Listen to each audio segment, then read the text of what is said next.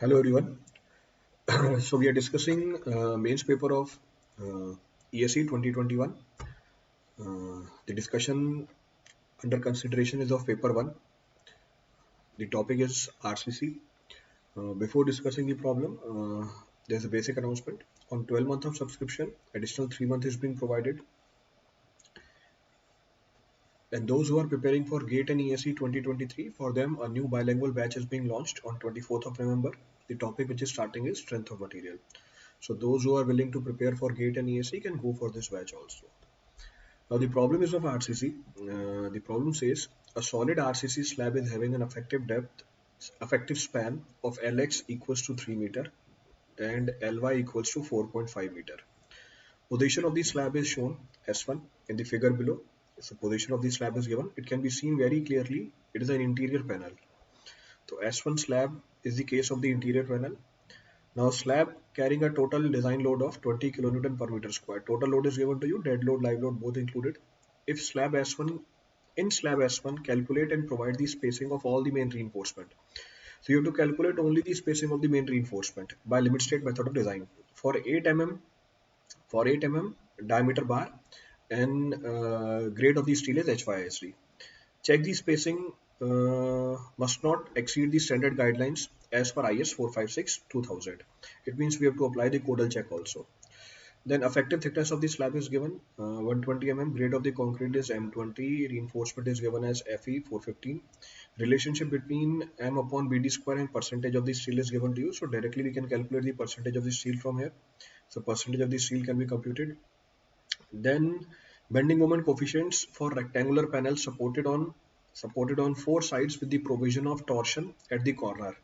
So with the provision of torsion at the corner is given to you. So these are the bending moment coefficients along the shorter span alpha x, along the longer span alpha y. Now since the panel is interior panel, there is no torsion reinforcement which is to be provided. तो क्योंकि interior panel है torsion reinforcement तो कहीं भी नहीं निकल के आएगी. मोर ओवर अगर देते भी टॉर्शन रीइंफोर्समेंट, आपको सवाल में स्पेसिंग किसकी पूछी है, मेन रीइंफोर्समेंट की पूछी है, तो टॉर्शन रीइंफोर्समेंट का कोई रोल होता ही नहीं इसके अंदर. तो लेट सपोज अगर ये S1 पैनल नहीं भी होता, ये होता लेट सपोज मैंने इसका नाम रख दिया S2, then you have to provide the torsion reinforcement at 3 sides. 3 sides पे आपको टॉर्शन रीइंफोर्समेंट देनी पड़ जाती. या अगर ये S3 होता, आपको 2 साइड्स पे टॉर्शन रीइंफोर्समेंट देनी पड़ जाती. But in that case also आपको सवाल में स्पेसिंग निकालनी थी मेन रीइंफोर्समेंट की. अभी क्योंकि इंटीरियर पैनल है, टॉर्शन रीइंफोर्समेंट है नहीं, तो वो तो पिक्चर के ही बाहर है. तो aim is to only calculate what spacing of the main reinforcement. Spacing निकालने के लिए मुझे बेंडिंग मोमेंट निकालना पड़ेगा. बेंडिंग मोमेंट क्योंकि इंटीरियर पैनल है, नेगेटिव पॉजिटिव दोनों बेंडिंग मोमेंट कंसीडर करने पड़ेंगे, शॉर्टर स्पैन के लॉन्ग भी, लॉन्गर स्पैन के लॉन्ग भी. So how to approach the problem देखते हैं. So will start off with the solution. So solution. So solution grade of concrete is M20. Fe 415 is the steel. So Fe 415 is the steel. Fe 415 is the steel. Effective depth is given as 120 mm. अब one way है, two way slab है, एक बार मुझे check करना पड़ेगा ऐसे. I have to first check. Lx Ly are given to you. So Lx is given to be 3 meter. Effective span ही है, तो कुछ ऐड करने की जरूरत नहीं है इसके अंदर. Ly is given to be 4.5 meter. So effective thickness given है, but not to be considered because effective span in shorter and longer direction is given to you. So we can calculate Ly by Lx. So ratio of Ly by Lx. So ratio of Ly by Lx.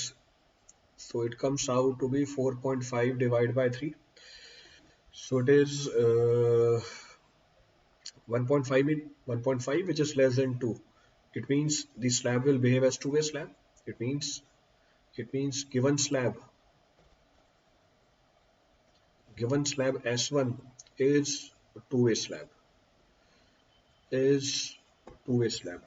Now since it is a two-way slab, आपको effective depth दी हुई है. Now effective depth is to be considered along both these spans. और वो change होगी. कैसे change होगी? आपको effective depth दी हुई है 120 mm. So let effective span. So we can say effective depth. So let effective depth along shorter span. So effective depth along shorter span be dx equals to 120 mm. मैंने जो shorter span है उसके long क्या consider कर लिया, dx को 120 mm consider कर लिया। तो अगर ये dx 120 mm के करस्पॉन्डिंग है तो आपको dy भी निकालना पड़ेगा। सो dy निकालने के लिए एक बार मैं आपको अरेंजमेंट दिखा देता हूँ कैसे है। रीइंफोर्समेंट का डायमीटर दिया हुआ है आपको। सो रीइंफोर्समेंट का डायमीटर बोला है दोनों स्पैन के लॉन्ग 8 mm का ही है। So it is given to be what 8 mm। So 8 mm diameter bar use करना है तो diameter is given to be 8 mm 5x 5y। So diameter दे रखी है आपको 5x is equal to 5y is equal to 8 mm। So if I show you the configuration of the slab, it is somewhat like this। अगर मैं configuration दिखाऊं आपको slab में reinforcement की, ये है configuration हमारे reinforcement की। ये reinforcement है shorter span के along, this is along the shorter span। और ये reinforcement है, सर्कल बनेंगे नहीं तो मैं फ्री हैंड से बना रहा हूँ। These are the reinforcement along the longer span। ये reinforcement longer span के along है, दोनों का डायमीटर 8 mm है। आपने dx को कंसीडर किया है, यू हैव कंसीडर्ड dx यानी cg ऑफ reinforcement तक 120 mm। तो dy की वैल्यू निकाल सकते हैं। So if this is 120 mm, dx 120 mm है तो dy आपको कैलकुलेट करना पड़ेगा। You have to calculate dy। तो लॉन्गर स्पैन में जो मेन रीइंफोर्समेंट है उसके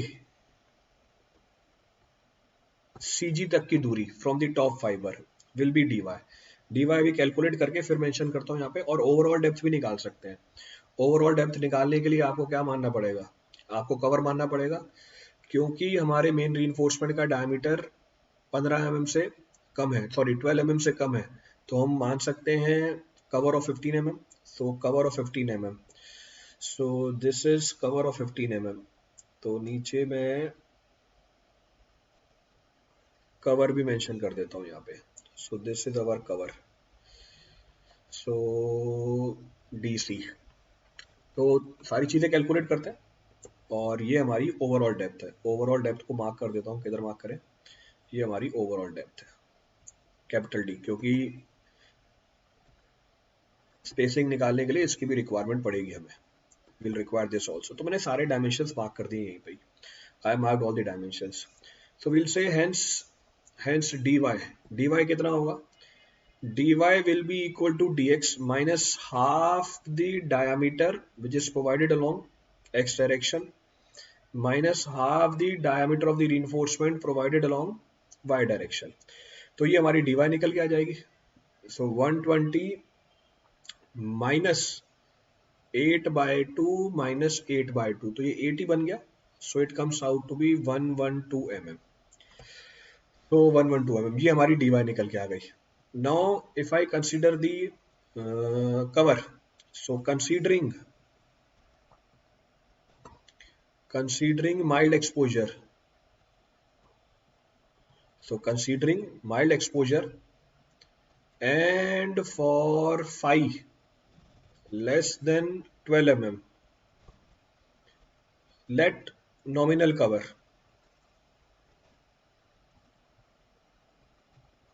so let nominal cover DC be equals to 15 mm। तो ये कवर हमारा 15 mm का हो गया। तो कवर अगर हमारा 15 mm का हो गया तो हम ओवरऑल डेप्थ निकाल सकते हैं। तो hence overall depth, clear cover है ना ये, सो क्लियर कवर, एक तो हाँ इसको करेक्ट डायग्राम में शो करो, ये हमारी क्लियर कवर है। तो क्लियर कवर बीच में डायमीटर भी आएगी, half diameter, so clear cover. So overall depth will be how much, overall depth will be dx, so dx plus 5x/2 5x/2 plus आपने जो कवर मान रखा है 15 mm का DC, वैल्यू पुट कर दो। अगर वैल्यू पुट करें ये आ रही है 120 mm, 120 mm plus 8/2 plus 8/2 plus 8/2 plus 15, so plus 15 coming out to be how much, 120 plus 4 plus 15. So 120 plus 4 plus 15, so this 19, 19, 139, यही आ रहा है. So 139 mm. So 139 mm, इसको अडॉप्ट कर दो कितना, 140, राउंड ऑफ कर दिया. So adopt overall depth equals to 140 mm. तो ओवरऑल डेप्थ हमने 140 mm ली, तो डीसी की वैल्यू कितना हो जाएगा, 16 mm हो जाएगा, बस ये फर्क पड़ेगा. So there by DC is equal to what, जो कवर है आपका, इसको 1 mm और बढ़ा दो, तो 1 mm और बढ़ा दिया तो ये हमारा 16 mm हो जाएगा. तो मिनिमम 15 mm में बढ़ा सकते हैं इसको for ease in construction of design. अब ये तो हमारे बेसिक एनालिसिस निकाल लिया यहाँ पे हमने. So basic analysis we have computed. अब क्या कैलकुलेट करना पड़ेगा, now we have to calculate the value of coefficients. अब कोफिशिएंट्स निकालने पड़ेंगे. अब कोफिशिएंट्स आपको टेबल में डायरेक्टली गिवन है. So coefficients along short span, long span हम डायरेक्टली टेबल में से देखेंगे. सो अगले पेज पे गए. So now coefficients, now coefficient along short span. So now coefficients along short span.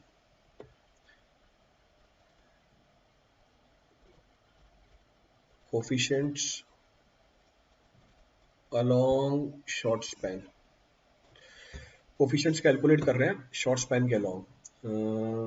हमारी जो रेशो है for L Y by L X equals to 1.5. Table दे रखी है आपको, चले टेबल में. सो 1.5 इंटीरियर पैनल है हमारी S1 स्लैब. तो negative moment at continuous edge, तो अल्फा एक्स नेगेटिव, और positive moment at mid span alpha x positive. तो अल्फा एक्स नेगेटिव और पॉजिटिव दे रखा है आपको. So 0.053, 0.041. So we'll say alpha x negative is equal to 0.053, alpha x positive is equal to 0.041. ये क्या है हमारा, ये है हमारा negative moment coefficient at continuous edge. और ये क्या है हमारी, ये है हमारी positive moment coefficient at continuous edge. Positive moment coefficient at continuous edge, positive moment coefficient at continuous edge. अब यहां से हम मोमेंट कैलकुलेट कर सकते हैं. From here we can calculate the value of the moment. तो मोमेंट निकाला जा सकता है. So if I calculate the moment calculate करना है. मोमेंट के लिए आपको डिजाइन लोड दे रखी है. So hence negative moment along the shorter span mx negative will be equal to alpha x negative design load into lx whole square. तो आपको design load given है प्रॉब्लम के अंदर, यहाँ पे मेंशन कर देता हूँ. डिजाइन लोड की वैल्यू कितनी गिवन है, डिजाइन लोड की वैल्यू गिवन है आपको 20 kilo newton per metre square. So design load is given to be 20 kilo newton per metre square. Value put करके निकालते हैं. Alpha x negative is 0.053. Then our design load is 20, Lx की value है 3 square. सो 3 square, तो अगर मैं इसको calculate करूं कैलकुलेटर में, if I calculate this, so 0.053 into 20 into 9, so this comes out to be 9.54. तो ये वैल्यू निकल के आ रही है हमारी 9.54. सो 9.54 kilo newton metre.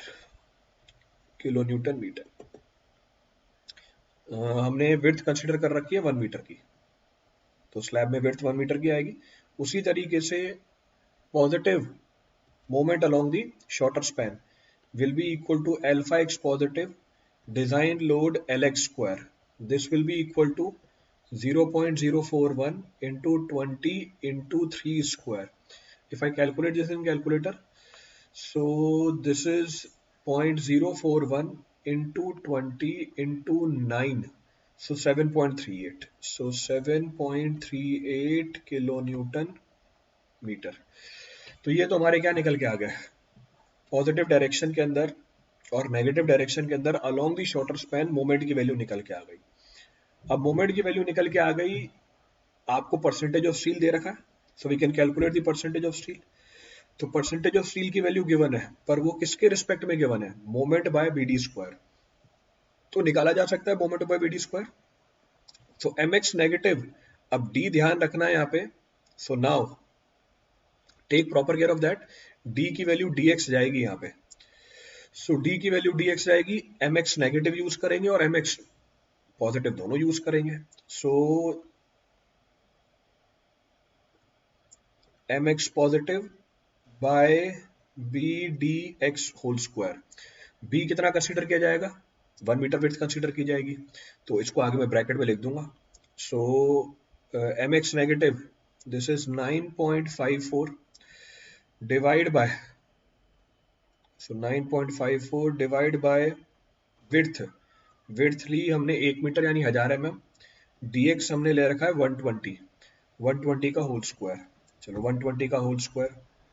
Second point of reference, second point of reference ये वैल्यू चल रही है हमारी mm के अंदर, ये वैल्यू है किलो न्यूटन मीटर में, तो कन्वर्ट करना पड़ेगा पहले इसको, you have to convert this. तो इसको हमने कन्वर्ट किया न्यूटन mm में, तो न्यूटन mm में 10⁶ सॉल्व किया। सो if I solve this value, ये आ रही है 9.54, ये तो कैंसल आउट हो गया, 10⁻³ बचा इनटू, तो यानी 1000 divide bye 120 divide by 120, so it comes out to be 0.66, so it comes out to be point, so comes out to be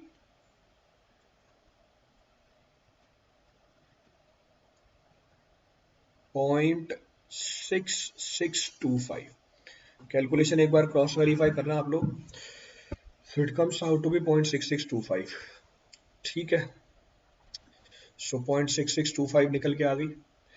अब इसके लिए मुझे टेबल देखनी पड़ेगी, पीछे गए, पीछे गए, टेबल देखिए जहाँ पे आपको परसेंटेज ऑफ स्टील दे रखा है 0.662, सो 0.662 के लिए आपको परसेंटेज ऑफ स्टील प्रोवाइड कर रखी है, परसेंटेज ऑफ स्टील कितनी प्रोवाइड कर रखी है, 0.203, so for this percentage of steel is directly from the table 0.203, तो ये टेबल में से देखा, सो percentage of steel is 0.203, so percentage of steel is 0.203।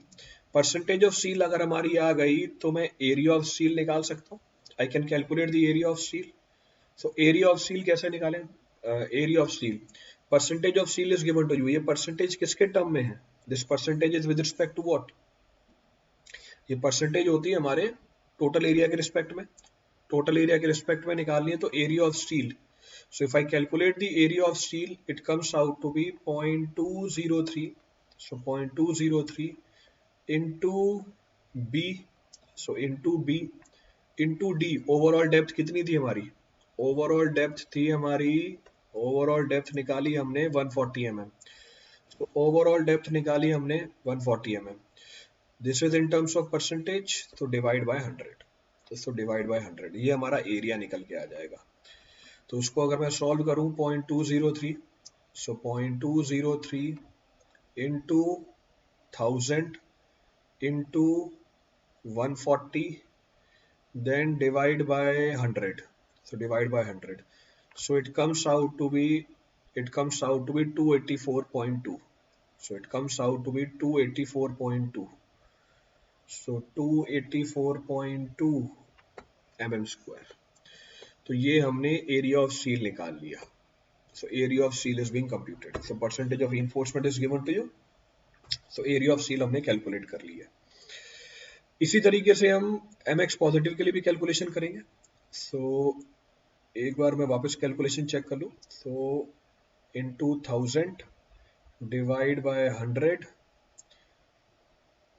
So divide by 100 into D, so 0.149 divide by 100 into 1000, then into, so it comes out to be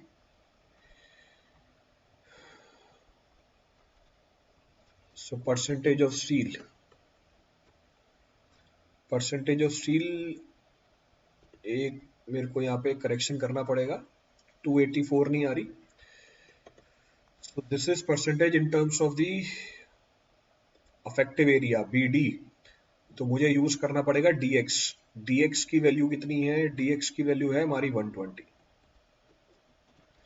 तो DX की value है हमारी 120। So it will be 0.203 into 1000 divide by 100 into 120। So into 120, so it comes out to be 243.6 mm square। ये हमारा area निकल के आ गया। तो अप्रोक्सीमेट रिजल्ट है। रीजन बीइंग मैंने इंटरपोलेशन अभी पूरी नहीं करी है, I am not done the complete interpolation. तो आप इसी को यूज कर सकते हो, it hardly makes any difference. वो आगे स्पेसिंग में उसको चेंज कर लेंगे। उसी तरीके से एम एक्स पॉजिटिव हमारा कितना है? 7.38 किलो न्यूटन मीटर को न्यूटन mm में कन्वर्ट किया। बी की वैल्यू हमने 1 मीटर ले रखी है, यानी 1000। DX स्क्वायर कंसिडर करना है तो 120 का होल स्क्वायर। कैलकुलेट किया दोबारा, सो 7.38 into 1000 divide bye 120 divide by 120। सो ये वैल्यू आती है 0.5125। So this value comes out to be 0.5125। So 0.5125 ये हमारी वैल्यू आई mx positive by BDX square की। अब इसके लिए परसेंटेज ऑफ स्टील निकालेंगे। कहाँ से निकालेंगे? टेबल से। वापस टेबल के पास गए। सो वैल्यू आ रही थी हमारी 0.5125। डायरेक्टली रिजल्ट है हमारे पास 0.143। So 0.143. So 0.143 is the percentage given to you, 0.143। तो इसके करस्पॉन्डिंग में एरिया ऑफ स्टील निकाल सकता हूँ। 0.143 divide by 100 into B into DX। DX है हमारा 120।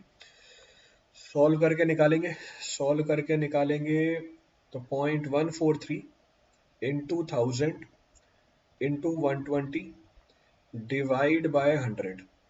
So it comes out to be 171.6 mm square। अगर वीडियो के पीछे छुप गया होगा, मैंने बोल दिया है। एरिया की वैल्यू है 171.6 mm स्क्वायर। अच्छा, इस पूरी कहानी में क्या अज्यूम किया हुआ है? विड्थ की वैल्यू कितनी है हमारी? 1 मीटर है। तो उसको मैं मेंशन कर देता हूं, अज्यूमिंग विड्थ। तो assuming width b equals to 1 metre. Assuming width b equals to 1 metre. ये तो हमने शॉर्ट स्पैन के अलोंग कैलकुलेशन कर ली। This is the calculation along the short span. अब यही कैलकुलेशन हमें रिपीट करनी पड़ेगी किसके along?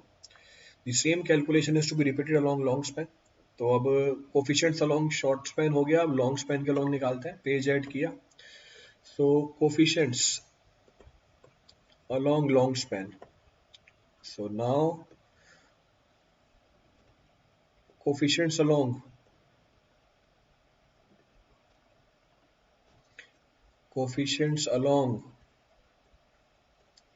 long span for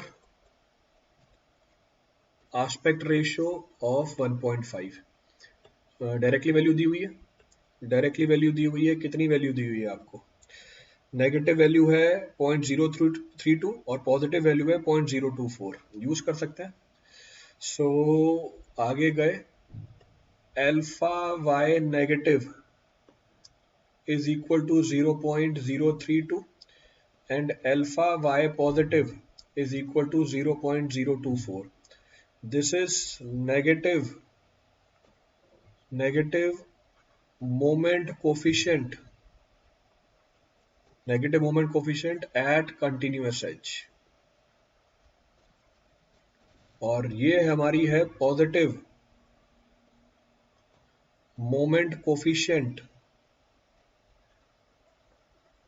at continuous edge।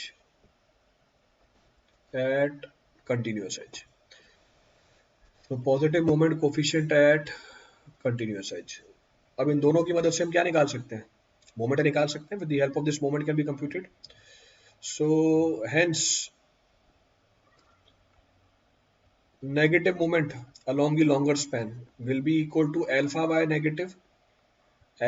negative, then design load, अब ध्यान रखना एल एक्स ही आएगा, एल वाई मत कर देना, take proper care of that. So this will be equal to 0.032 into 20 into 3 का whole square. So this calculation 0.032 into 20 into 9 solve किया 5.76 kilo newton metre.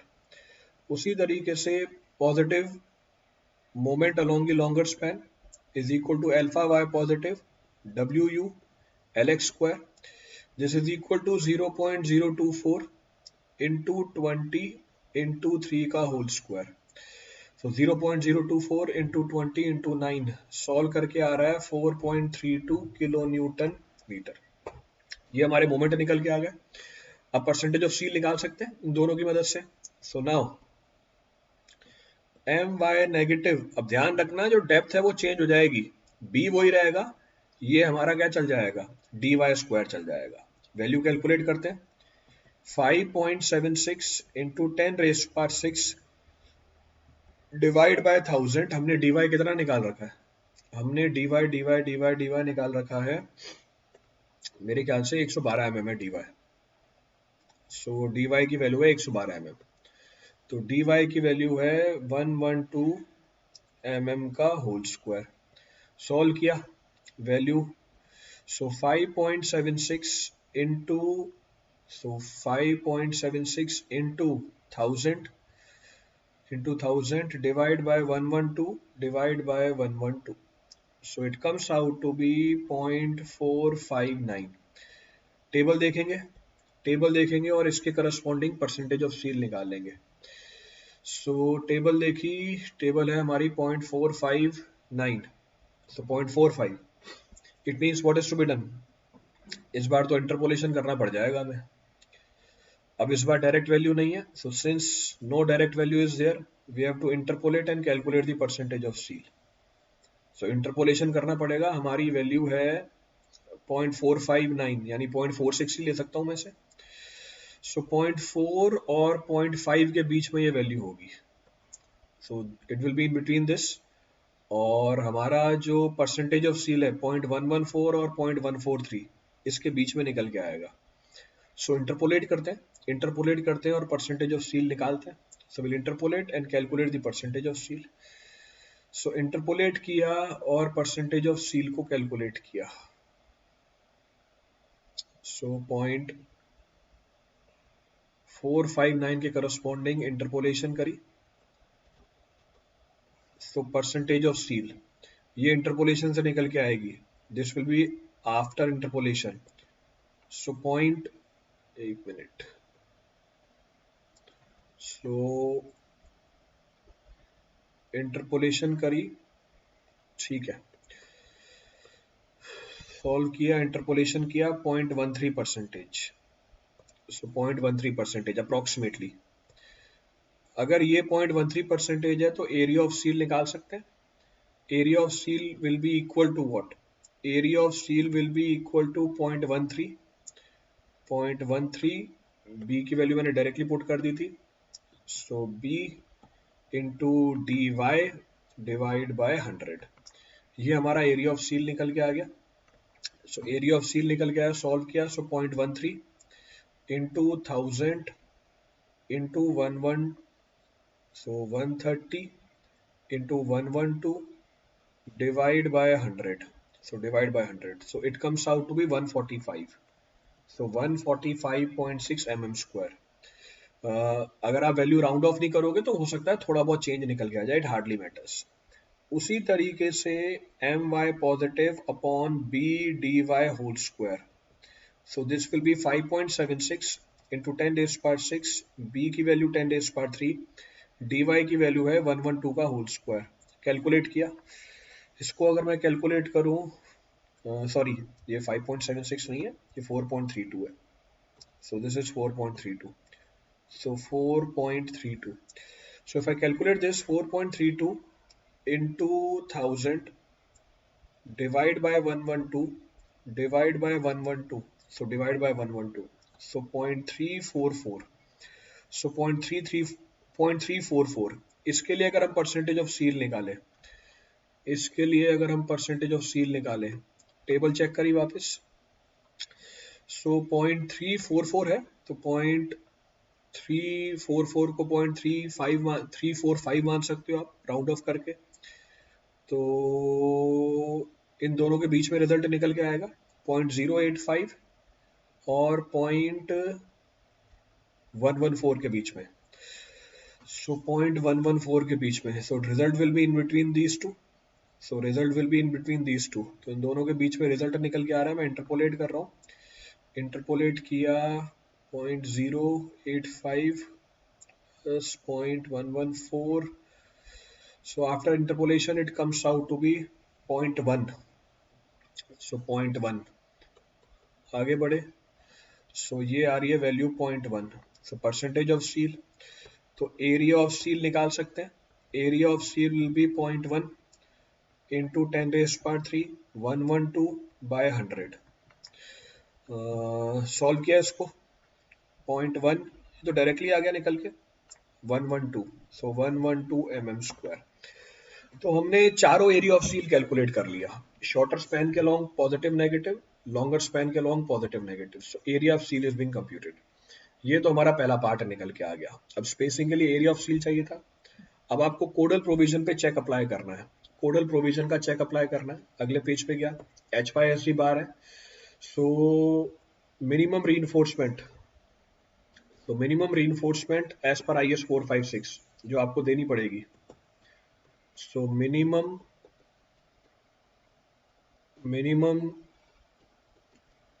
reinforcement as per IS 456, so as per IS 456, so as per IS 456 2000 for HYSD, for HYSD, so AST minimum कितनी है हमारी, AST minimum है हमारी 0.12%, so AST minimum is 0.12%, so 0.12% of gross area, so of gross area calculate कर लेते हैं। सो AST minimum की value है 0.12 डिवाइड बाय 100, बी की वैल्यू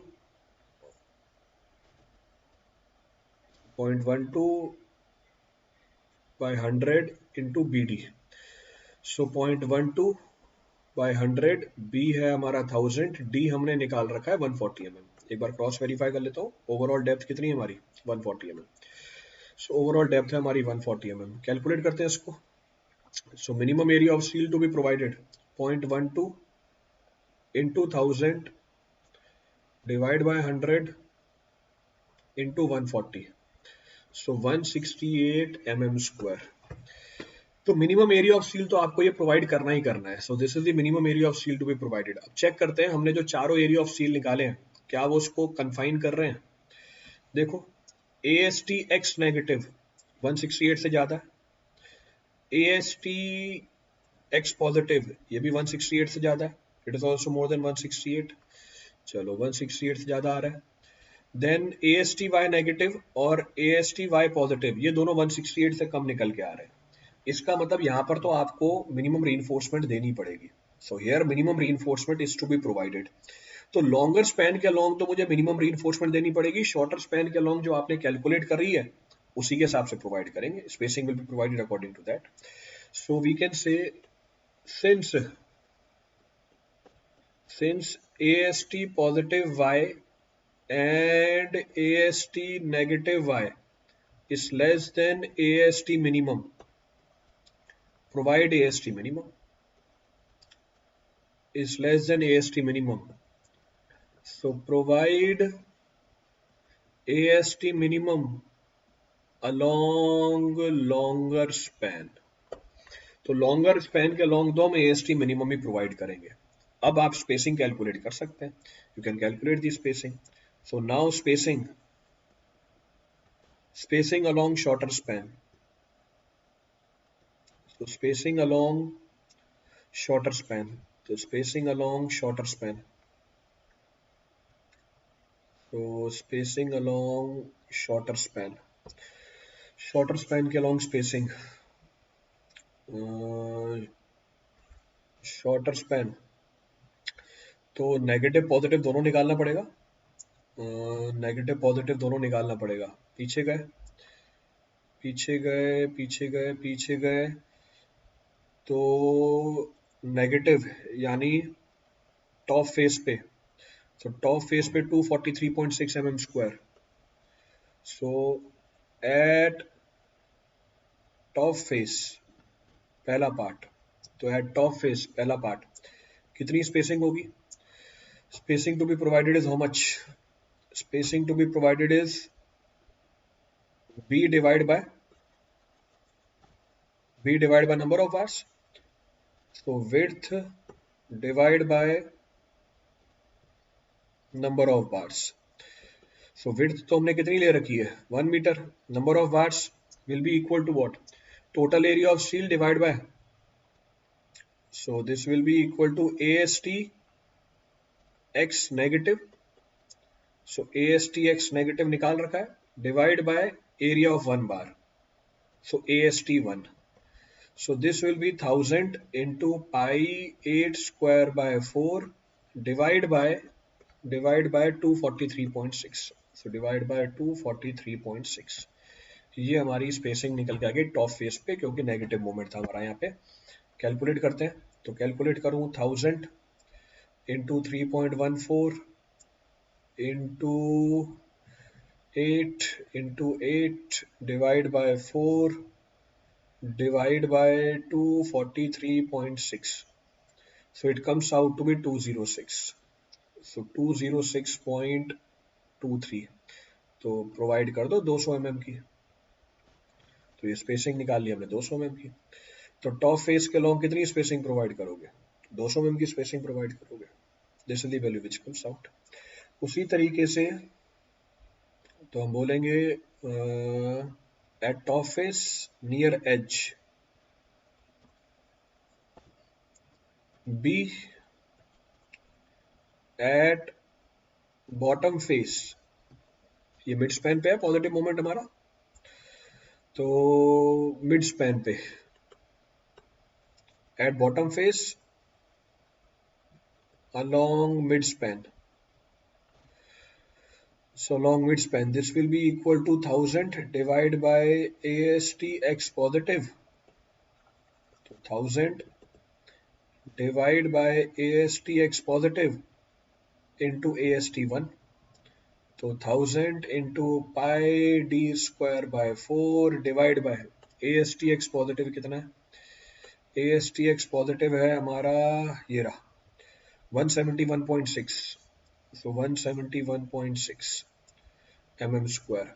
इसको कैलकुलेट करते हैं, तो उसको कैलकुलेट किया, value I 1000 into 3.14 into 64 divide by 4 divide by 171.6, so it comes out to be 292.77 mm।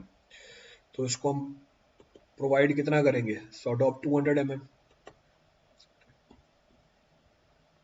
so adopt spacing of,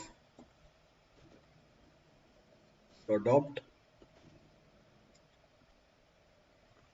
spacing equals to 200 mm, spacing equals to 200 mm। उसी तरीके से यहाँ पे आप बोल सकते हो adopt spacing equals to, so adopt spacing equals to, अब 292.7 mm है, राउंड ऑफ भी अगर मैं इसको करता हूँ, if I round off this also, तो 200 mm तो बहुत छोटी हो जाएगी value, so this is equal to 290 mm, तो ये 290 mm ले ली। अब निकालना है अलोंग लॉन्गर स्पैन, अगले पेज पे गए, स्पेसिंग अलोंग लॉन्गर स्पैन, इसमें तो मिनिमम एरिया ऑफ सील देनी है आपको, तो स्पेसिंग अलोंग लॉन्गर स्पैन, तो spacing along longer span, both, तो एक ही पार्ट है इसमें, both at top face near the edge, top face near edge, and bottom face near midspan. This will be equal to what? 1000 AST1 divided by AST minimum. So 1000 into pi 8 square by 4 divided by AST minimum. AST minimum निकाल रखा है, कितना है AST minimum पीछे हमारा 168, तो AST minimum हमारी आ रही है 168 mm square. So AST minimum is 168. यहाँ से स्पेसिंग कैलकुलेट कर लेंगे, तो यहाँ से निकाला 1000 into 3.14 into 64 divide by 4 divided by 168. So it comes out to be 299.04 mm. So adopt spacing equals to